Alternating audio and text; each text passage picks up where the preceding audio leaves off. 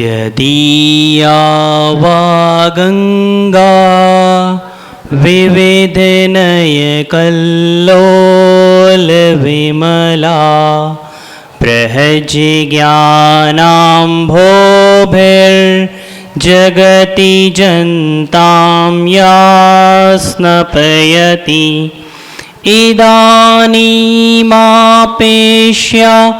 बुद्धजनमराले परिचिता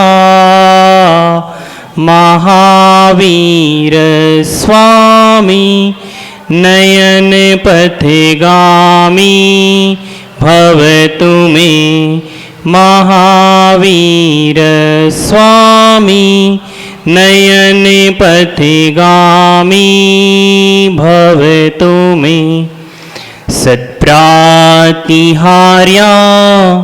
अतिशय प्रपन्नो गुणो प्रवीणो हते दोष संघा यो लोकमोहादतमा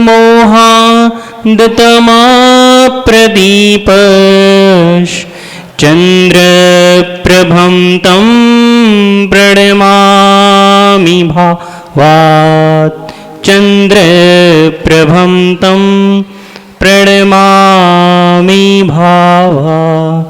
देवादि देव 1008 भगवान श्री बाहुबली स्वामी की जय। देवादि देव 1008 भगवान श्री नेमिनाथ स्वामी की जय। परम पूजनीय आचार्य भगवान श्री विशुद्ध सागर जी महामुनिराज की जय। परम पूजनीय मुनि श्री सुप्रभ सागर जी महाराज की जय। परम पूजनीय मुनि श्री प्रणत सागर जी महाराज की जय।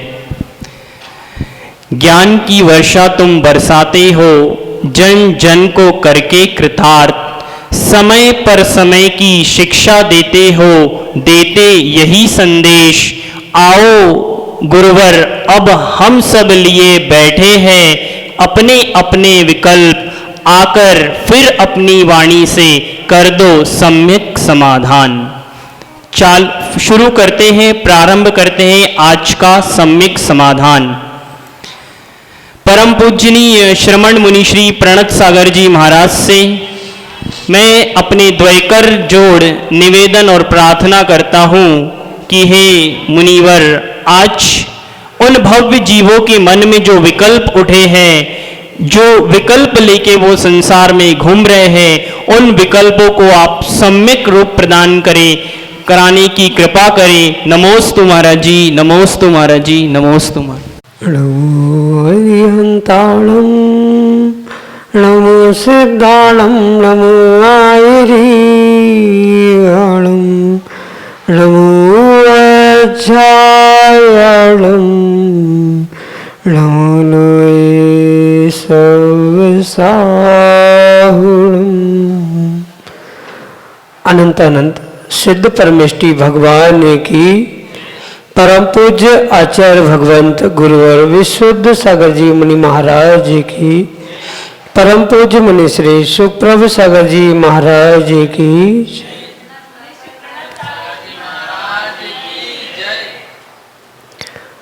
सम्यक समाधान वही सही। सम्यक समाधान वही जिसे हमारा मन कहे सही। और उस सही सम्यक समाधान को प्राप्त करने के लिए हम सभी अपने समीचीन विकल्प परम पूज्य मुनिश्री सुप्रभ सागर जी महाराज तक प्रेषित कर रहे हैं और परम पूज्य मुनिश्री उनका आगमोक्त विधि से हम सबको सही सही सम्यक समाधान प्रदान कर रहे हैं। तो प्रारंभ करते हैं समीचीन विकल्पों का वह सम्यक समाधान।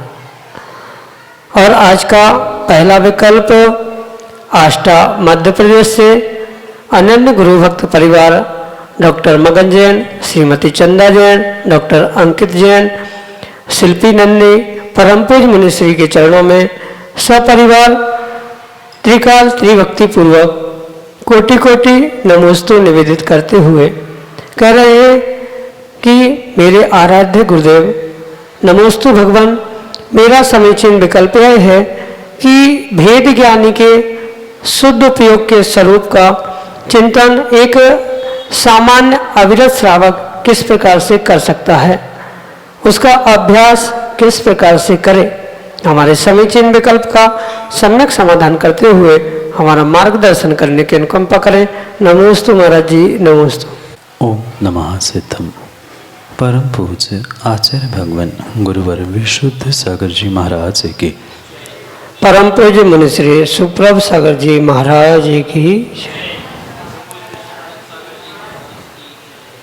ये परम सत्य है कि जो भेद विज्ञानी निर्ग्रंथ मुनिराज होते हैं वो ही उस शुद्धोपयोग को प्राप्त करते हैं, जिस शुद्धोपयोग की भूमिका या जिस शुद्धोपयोग से वह श्रेणी चढ़ना, गुणस्थान चढ़ना या कर्मों की क्षपणा करना रूप ग्रहण किया, और उस शुद्धोपयोग के स्वरूप को, भेद विज्ञानी के चिंतन को अवश्य रूप से एक श्रावक, अविरत श्रावक भी परिपूर्ण रूप से धारण कर सकता है, चिंतन में ला सकता है। और वह उस शुद्धोपयोग को इस प्रकार से चिंतन में ला सकता है कि धन्य है वे धरती के देवता, धन्य है वे दिगंबर मुनिराज कि जिनको साक्षात इतना उपसर्ग हो रहा है, या वह दंस मशक, नग्नता आदि इन 22 परिसयों को सहन कर रहे हैं। ये कैसे कर रहे हैं? तो उस बहिरंग रूप से जो उस परिसयों को सहन करते हुए भी अपने स्वभाव से, अपने रत्नत्रय से जो च्युत नहीं हो रहे हैं, उनकी उस वह भेद विज्ञानता के निमित्त से उत्पन्न होने वाली वह शुद्धोपयोग की ही दशा है। क्योंकि बहिरंग रूप से हम उन निर्ग्रंथ मुनिराजों के उस शरीर को, उनके पिछी कमंडल आदि आदि रूप को देख सकते हैं, पर भीतर के उनके शुद्धोपयोग का जैसा वो अनुभव कर रहे हैं वैसा अनुभवन श्रावक नहीं कर सकता।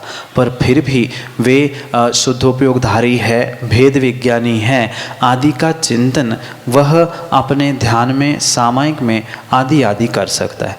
जैसे पुराने या पुराणों में जो आचार्य भगवंतों ने उन निर्ग्रंथ भेद विज्ञानी मुनिराजों के विषय में बहुत सारे कथानक हमारे लिए प्रस्तुत किए हैं, उन कथानकों के बारे में सोचते हुए हम यही चिंतन कर सकते हैं कि देखो वे महामुनिराज ध्यान कर रहे थे और स्यालिन आकर उन्हें भक रही थी, शेर ने आकर उन्हें खा लिया, वह किसी मुनिराज को आग लगा दी, किसी ने आंखें फोड़ ली।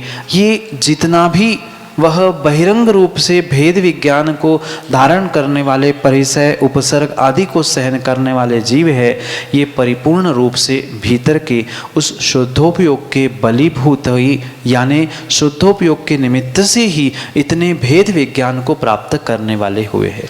क्योंकि मात्र बहिरंग रूप से परिसय आदि सहन करने वाले तो बहुत सारे जीव हो सकते हैं, पर जिनके जिनके निर्वाण के विषय में हमने कथानकों में पढ़ा है, केवल ज्ञान, मोक्ष प्राप्ति आदि के विषय में पढ़ा है, वे कहीं ना कहीं उस भीतर के शुद्धोपयोग के निमित्त से ही भेद विज्ञानी बने थे।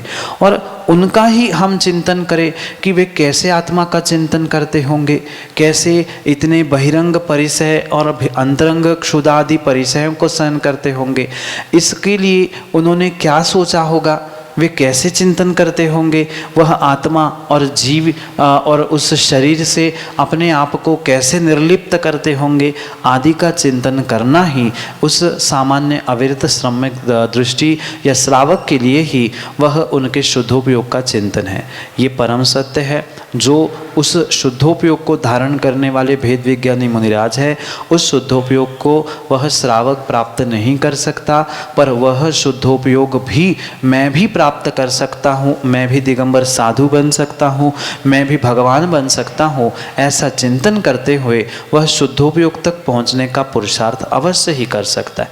और इसी प्रकार से उस शुद्धोपयोग के स्वरूप का वह चिंतन कर सकता है, पर वो भी परिपूर्ण रूप से, परोक्ष रूप से ही चिंतन होगा। प्रत्यक्ष रूप से चिंतन शुद्धोपयोग का तभी होगा जब एक वह मुनिराज बनकर जीव अपने उस 6वें 7वें गुणस्थान को या उन स्थितियों को प्राप्त करेगा। पर ये भी आगम के परिप्रेक्ष्य में परम सत्य है। एक सामान्य अविरत सम्यक दृष्टि श्रावक भी भावना भाते हुए उस चौथे गुण स्थान में भी भावनात्मक शुद्धोपयोग को प्राप्त कर सकता है। चौथे गुण स्थान में वह शुद्धोपयोग जो छठवें सातवें गुण स्थान में मुनिराजों को होता है वह कतई नहीं होता, पर उसको मैं प्राप्त करूं, वह स्वरूप कैसा है, उसका आनंद कैसा होगा, वैसी ही शक्ति मेरे भीतर है। उसको प्राप्त करने की जो भावना भाई जा रही है वह भावना ही उसके लिए वह परिपूर्ण रूप से उस शुद्धोपयोग को देने वाली हो सकती है। और उसके अभ्यास के लिए एक श्रावक को सतत ध्यान सामायिक बहिरंग भले ही पूर्ण रूप से परिसहन सहन नहीं कर पा रहे हैं, पर कुछ न कुछ भीतर सहन शक्ति बढ़ाने की वृद्धिंगत करने की आवश्यकता है। उसके द्वारा ही वह वहाँ तक पहुँच सकता है।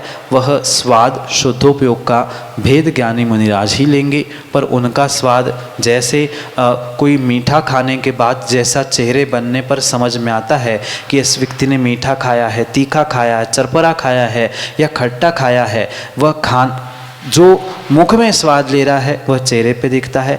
ऐसे ही उनसे उनके बहिरंग उस भेद विज्ञान या शुद्धोपयोग के निमित्त से जो शरीर में निश्चलता या स्थिरता आई है उसके द्वारा अवश्य रूप से हम उसके शुद्धोपयोग का बोध कर सकते हैं, चिंतन कर सकते हैं और वैसा ही बनने का अभ्यास भी कर सकते हैं। यही आपके लिए सम्यक समझ।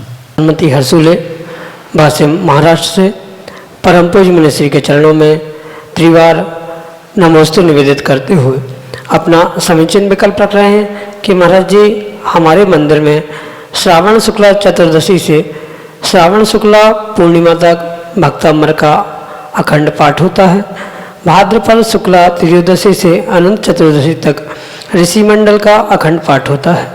वैशाख शुक्ला चतुर्थी से शुद्ध पंचमी तक नमोकार महामंत्र का अखंड पाठ 24 घंटे का होता है। तो इसको करने से समाज और हमारे प्रत्यक्ष रूप से सहभागिता लेने से उन श्रावकों को क्या लाभ होता है, हमारे समीचीन विकल्प का सम्यक समाधान करने की अनुकंपा करें। नमोस्तु महाराज जी, नमोस्तु। स्तोत्र मंत्र आदि का एक बार पाठ करना यानी अचिंत्य फल को प्राप्त करना है। जो मंत्रों के और स्तोत्रों के भावों को समझते हुए परिपूर्ण रूप से विशुद्ध परिणामों के साथ द्रव्य क्षेत्र काल और भाव इन सबकी शुद्धि के साथ एक बार भी पढ़ता है तो वह बहुत सारे या उसे अगर आगम के परिप्रेक्ष्य में कहे तो असंख्यात गुण श्रेणी कर्मों की निर्जरा करने के लिए वह पाठ मंत्र स्तोत्र आदि कार्यकारी हुआ करता है। जब एक बार भक्तांबर का पाठ सच्चे मनोभाव से किया था या उस भक्तांबर की रचना अपने मन से भक्ति से की थी तो वह ताले 48 टूट गए थे। एक ही भाव स्तोत्र का अखंड रचना करते हुए पाठ जैसे ही वह वादिराज मुनिराज ने किया था उनके शरीर का गलित कुष्ठ नष्ट हो चुका था। ऐसे एक क्या अनेक प्रकार से उन स्तोत्र आदि के निमित्त से आचार्य भगवंत उसके फल बताते। जब एक बार मंत्र का श्रद्धापूर्वक पठन करने से वह मात्र 108 बाल मंत्रों को पढ़ने से या स्तोत्र आदि को एकाध बार भी पढ़ने से जब असंख्यात गुण श्रेणी निर्जरा बहुत सारे पाप कर्म का नाश होता है, फिर तो अखंड रूप से अगर कोई जीव उसे 24 घंटा 48 घंटा कुछ दिन कुछ महीने कुछ वर्ष करता है तो उसका तो विशेष फल मिलता है। अगर किसी कार्य में आपको अखंडता चाहिए तो यह अखंड पाठ करने की परंपरा हमारे आगम ग्रंथों में प्राप्त होती है। ये कोई वर्तमान की परंपरा नहीं है, भले नमोकार मंत्र हो या कोई अन्य स्तोत्र आदि का भी पाठ पठन क्यों ना हो, ये जिन जीवों को अपने जीवन में किसी भी कार्य में अखंडता प्राप्त करनी है, क्योंकि स्वाभाविक है अंतराय कर्म के निमित्त से बहुत सारे जीव कार्य करते हैं, प्रारंभ करते हैं पर पूर्णता को प्राप्त नहीं कर पाते। तो जिन जीवों को इन अपने जीवन के इस लौकिक कार्यों में भी भौतिक कार्यों में और पारलौकिक कार्य में भी अगर अखंडता चाहिए है, उस अखंडता को प्राप्त करने के लिए आपको इन पाठों को प्राप्त करने की आवश्यकता है। जरूरी नहीं है कि कौन कहाँ कैसा और किस प्रकार प्रकार से कर रहा है, पर ये परम आवश्यक है। जहाँ जिस मंदिर में जैसी व्यवस्था बनी है वैसे वहाँ पर हम भी उन पाठों में अगर सहभागी होंगे और हम स्वयं व्यक्तिगत उन पाठों को धारण करेंगे या पढ़ेंगे तो नियम से हमारे भी पाप कर्मों की निर्जरा होगी और हमें भी अचिंत्य पुण्य की प्राप्ति होगी। जब एक बार नमोकार मंत्र पढ़ने का 108 बार नमोकार मंत्र पढ़ने का फल एक उपवास के फल के बराबर कहा गया है, फिर आपने अगर अखंड नमोकार मंत्र पढ़ा है और वो भी भाव विशुद्धि के साथ शुद्ध भाव शुद्ध क्षेत्र द्रव्य आदि के साथ पढ़ा है तो उसका बहुत बहुत अचिंत्य फल आपको प्राप्त होगा। इसलिए वह चाहे भक्तांबर हो या नमोकार मंत्र हो या किसी भी मंत्र स्तोत्र आदि का पाठ क्यों ना हो, वह परिपूर्ण रूप से करने से हमारे भावों की विशुद्धि, हमारे पापों की निर्जरा, पुण्य की प्राप्ति आदि अनेक फल उस पाठ से होते हैं और वह अखंड रूप से चलता है तो उसका अखंडता का प्रतीक रूप वह हमारे कार्यों में हमारे जीवन में प्रतिफलित होता है। यही आपके लिए सम्यक समाधान। महावीर जैन मड़वैया भानपुर उत्तर प्रदेश से परम पूज मनुष्य के चरणों में बारंबार नमोस्तु निवेदित करते हुए अपना समीचीन विकल्प रख रहे हैं कि महाराज जी श्री मल्लीनाथ भगवान को श्वेतांबर परंपरा में स्त्री बताया गया है, परंतु स्त्री पर्याय में तो मोक्ष होता नहीं है, फिर श्वेतांबर परंपरा में मोक्ष कैसे होता है? हमारे समीचीन विकल्प का सम्यक समाधान करने की अनुकंपा करें। नमोस्तु महाराज जी, नमोस्तु। अविसिद्धि वत्तधरो जिन शासन होई तिथेरो नग्गो ही मोक्ष मग्गो शेषा उम्मज्ञा सव्वे। बहुत अच्छी बात आचार्य भगवान कहते हैं, हमारे जिन शासन में साक्षात तीर्थंकर भगवान भी क्यों ना हो पर वह किसी भी प्रकार से वस्त्र धारण करते करते मोक्ष को प्राप्त करते ही नहीं। नग्गो ही मोक्ष मग्गो, ये नग्नता ये दिगंबरत्व ही मात्र और मात्र उस मुक्ति का मोक्ष का कारण है। अन्य कोई भी किसी भी प्रकार से वह मुक्ति का कारण हो ही नहीं सकता, क्योंकि ये सबसे बड़ा जैन धर्म का मूल सिद्धांत मानना होगा उस चरणानी योग का कि नवि सिद्धि वत्तधरो, वस्त्रधारी की कभी भी सिद्धि होती ही नहीं है। इस पंक्ति के द्वारा अगर हम फिर आगे की बात करें तो वह जो वस्त्रधारी है वह श्रावक की अवस्था में होने के कारण उस श्रावक की वस्त्रधारी की कभी भी सिद्धि नहीं हो सकती। और इस अपेक्षा से जो उस वस्त्र को धारण करते मुक्ति को मान रहे हैं उनके भी उस आमना के अनुसार वह पहली तो बात वह मुक्ति सिद्धि मोक्ष प्राप्त हो ही नहीं सकता। रही दूसरी बात जो हमारे जैन दर्शन में ये मूलभूत सिद्धांतों में ग्रहण किया है कि स्त्री पर्याय की कभी भी मुक्ति नहीं होती, क्योंकि उसका पहला कारण है वह निर्वस्त्र दिगंबर मुद्रा को धारण नहीं कर सकते और साथ साथ और भी उनकी उस स्त्री पर्याय जन्य कुछ ऐसी व्यवस्था है जिनके कारण से उनके परिणामों की विशुद्धि नहीं बनती, उनका गुणस्थान नहीं बनता। इस कारण से उनकी कभी भी मुक्ति उस स्त्री पर्याय से होना संभव नहीं है।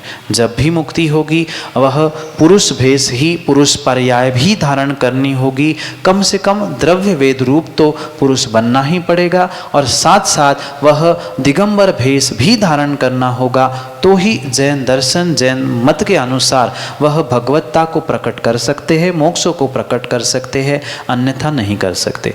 और इसी परिप्रेक्ष्य को मद्देनजर रखते हुए और इसी को समझते हुए अगर हम तत्वों का यथार्थ निर्णय करें तो हमें यही समझना होगा कि किसी भी प्रकार से स्त्री की मुक्ति नहीं होती, वस्त्रधारियों की मुक्ति नहीं होती।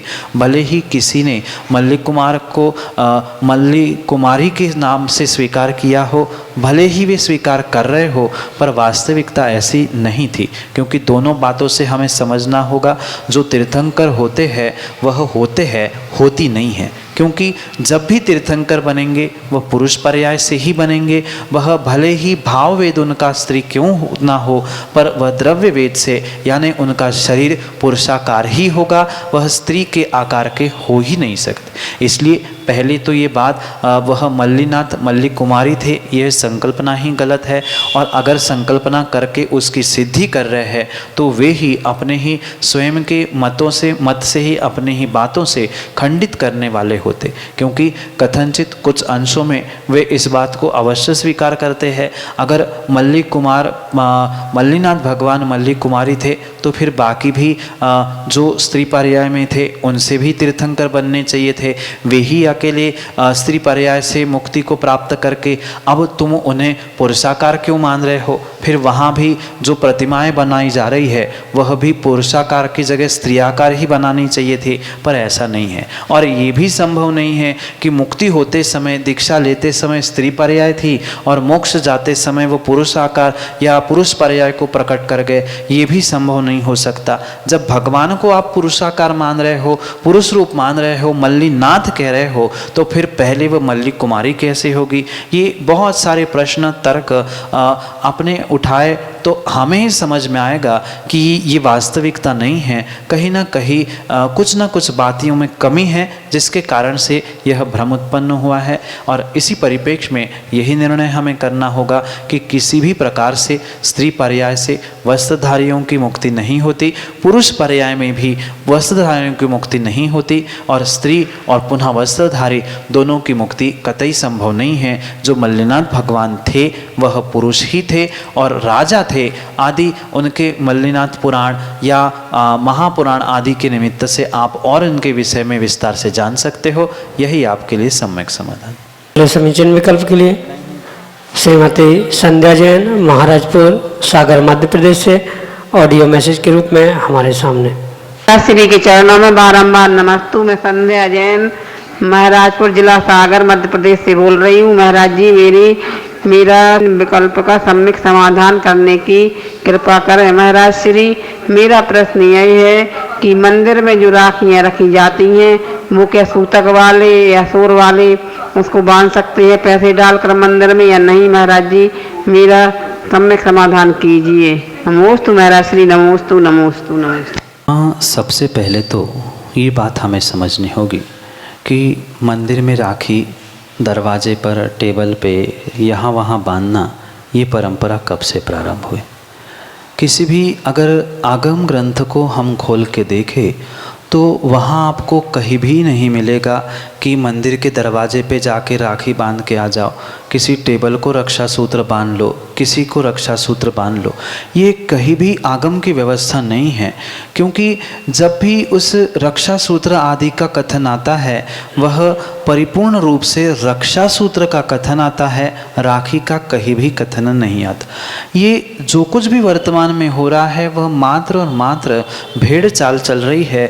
वह किसी अन्य ने किया, उसकी बात हमें अच्छी लगी, हमने उसको करना प्रारंभ किया। न मंदिर की राखी की कोई आगम में व्यवस्था है, न मंदिर के टेबल, सामग्री आदि आदि स्थानों पर, न मुनियों के पिछी कमंडल आदि को राखी बांधने की कोई भी आगम की परंपरा नहीं है। ये मात्र देखा से कि किया गया कार्य है। वास्तविकता तो ये है, एक धर्मात्मा दूसरे धर्मात्मा को रक्षा सूत्र बांधता है। ये उस श्रावण पूर्णिमा की उस कहानी पर निर्भर, तथ्यों पर निर्भर ये वास्तविकता है। अन्य जो वर्तमान में भाई बहन का संबंध हुआ है या मंदिर की राखी, घर की राखी, वह दुख की राखी, फलाना आदि आदि जितने राखी के भेद बने हैं या त्यौहार बने हैं, ये सब कुछ व्यवस्था वर्तमान की है। इसकी कोई भी पुष्टि आगम ग्रंथों में आपको नहीं मिल सकती। इसलिए वह जब आगम में मंदिर आदि की राखी की व्याख्या है ही नहीं है तो फिर उसके विषय में सूतक पातक आदि की व्यवस्था हो ही नहीं सकती। और कथनचित आप उसको मान रहे हो और वह सम्यक का विरोध नहीं करने वाली परंपरा है, इसलिए फिर भी अगर कथनचित आपकी बात को समझे तो भी वह सूतक पातक के दिनों में किसी भी प्रकार से वह पैसे डालते हुए या रक्षा सूत्र, राखी आदि बांधना किंचित भी उचित नहीं है। वर्तमान में तो उन सूतक पातक के दिनों में अभिषेक, शांतिधारा, बोलिया आदि भी करना प्रारंभ हो चुकी है, पर ये आगम के परिप्रेक्ष्य में योग्य नहीं है। जब आपको सूतक पातक सोर आदि लगाई है तो उतने दिनों के लिए आपको दान देने के लिए अभिषेक पूजा से दूर किया है। इसका मतलब स्पष्ट है कि आप उसके लिए पैसे आदि देकर अपने नाम का उच्चारण आदि भी नहीं करा सकते। पर ये वर्तमान में ये परंपरा शुरू हुई है कि पैसे तो दे सकते हैं, राखी तो रख सकते हैं। ऐसा कहीं भी आगम में उल्लेख नहीं है। पहली राखी रखने का ही उल्लेख नहीं है, फिर तो सौर सूतक के समय में और भी वह दान पैसे आदि डालने का या उस राखी आदि को रखने का किंचित भी किसी प्रकार से आगम में प्रमाण नहीं है। इसलिए ये आगमोक्त क्रिया नहीं है। यही आपके लिए सम्यक समाधान। अगले समीचीन विकल्प के लिए हमारे सामने हैं बाल ब्रह्मचारी सौरभ भैया जी अपने समीचीन विकल्प के साथ। पूज्य मुनिराज श्री के चरणों में सिद्ध और शुद्ध भक्ति सहित मेरा नमोस्तु। महाराज श्री, आप आज सुबह रत्नमाला ग्रंथ के ऊपर व्याख्यान कर रहे थे, उसमें आप दान की व्याख्या कर रहे थे। तो क्या सुपात्रों को ही दान दिया जाना चाहिए या फिर सुपात्रों के अलावा भी कोई स्थान है जहाँ पर दान दिया जा सकता? कृपया आप मेरी इस शंका का, इस समीचीन विकल्प का समाधान कीजिए। नमोस्तु महाराज। आगम में 3 पात्रों की व्यवस्था बनाई, सुपात्र, अपात्र और कुपात्र। जो सम्यक दृष्टि श्रावक, अणुव्रती और महाव्रती ये 3 हैं। ये 3 प्रकार के जघन्य, मध्यम और उत्तम सुपात्रक है, जिनमें पात्रता नहीं है पर फिर भी उनको दान देने की जो होड़ लगी है श्वान आदि आदि तिर्यंशों के निमित्त से वह अपात्र है। और जो परिपूर्ण रूप से मिथ्यात से ग्रसित है, मिथ्यात का भेष है, रागद्वेष से परिपूर्ण है, ऐसे कुदेव कुगुरु कुशास्त्र आदि के निमित्त से जिन्हें दिए जाने वाला वह जो दान है वह कुपात्रों का दान है। आगम के परिप्रेक्ष्य में सत्पात्रों को, सुपात्रों को दिया हुआ दान ही दान की श्रेणी में आएगा। बाकी किसी भी प्रकार से दिया हुआ दान नहीं कहा जाएगा। जैसे पानी की बूंद अगर सीप में जाती है तो मोती बनती है, ईख में जाती है तो शक्कर बनती है, और वही सर्प के मुख में जाती है तो जहर बनती है। ऐसे ही वही दान सत्पात्रों को दिया है तो पुण्य देने वाला है, और अपात्रों को दिया है तो वह पाप रूप है, और कुपात्रों को दिया है तो वही मिथ्यात रूप परिणत होने वाला हो सकता है। इसलिए आगम के परिप्रेक्ष्य में मात्र और मात्र दान परिभाषित उन सुपात्रों को ही ली दिया है जिसके द्वारा स्वयं का और दूसरे का उपकार हो, वही दान है। पर ऐसा भी हमारे आगम में निर्दयता से वर्णन नहीं किया। हमारे आचार्य भगवंत ये भी कहते हैं, अगर कोई श्वान, गाय आदि तिर्यंश आपके घर पे आते हैं या आप उनको कहीं जाकर कुछ भोजन आदि देते हो, घास चारा आदि डालते हो, तो वह भले ही दान नहीं है, वह सुपात्रों का दान था, पर उनको जो आपने दिया है वह दया दत्ती थी, करुणा दत्ती थी। किसी मिथ्या दृष्टि गरीब जीव को आप उसका घर परिवार चले इसलिए जो सहयोग किया था वह भले ही सुपात्रों के दान की श्रेणी में नहीं आएगा, पर परिपूर्ण रूप से वह समदत्ती के रूप में आएगा। 2 बातों को समझना होगा, एक दयादत्ती और एक समदत्ती, और वह तीसरा सुपात्रों का दान। जो सत्पात्र है उनको दी हुई वह वस्तु दान की श्रेणी में आएगा, और अन्य जो उन पात्रों के अलावा जो भी हम उनको दे रहे हैं वह दयादत्ती या समदत्ती है। दया रूप से दिया हुआ तिर्यंशों को दयादत्ती है, और हमारे जैसा ही वह समान धर्मात्मा बने ऐसा जिसको दिया है वह समदत्ती के रूप में स्वीकार करना होगा। यही आगम के परिप्रेक्ष्य में उस दान की व्याख्या है, और विस्तार से उस दान को आप और ग्रंथों से प्राप्त कर सकते हो। पर इन 3 बातों को समझना होगा, सुपात्र, अपात्र और कुपात्र, साथ साथ दान, समदत्ती और दयादत्ती, इन्हीं श्रेणी में वह दिया हुआ दान या वस्तु आएगी। यही आपके लिए सम्यक समझ। परम पूज्य मुनिराज श्री के मुखारविंद से हम सभी हमारे उन विकल्पों का, समीचीन विकल्पों को समाधान के रूप में सम्यक बना रहे थे। यदि आपके पास भी कोई विकल्प है तो आप आपके चलायन यंत्र से यहाँ तक पहुँचा सकते हैं। उसका माध्यम व्हाट्सएप नंबर है 8707548811। आप अपना विकल्प यहाँ तक भेजिए। परम पूज्य मुनिराज श्री प्रतिदिन सम्यक समाधान करते हैं। इस सम्यक समाधान का आप लाभ ले सकते हैं घर बैठे पारस चैनल पर प्रतिदिन संध्या काल 4 बजे। एक विशेष बात जो रत्नमाला ग्रंथ पर परम पूज्य मुनिश्री प्रवचन कर रहे हैं, वह प्रवचनों का लाभ भी आप जिनवाणी चैनल पर सायंकाल 7:40 पर ले सकते हैं। जय जिनेंद्र।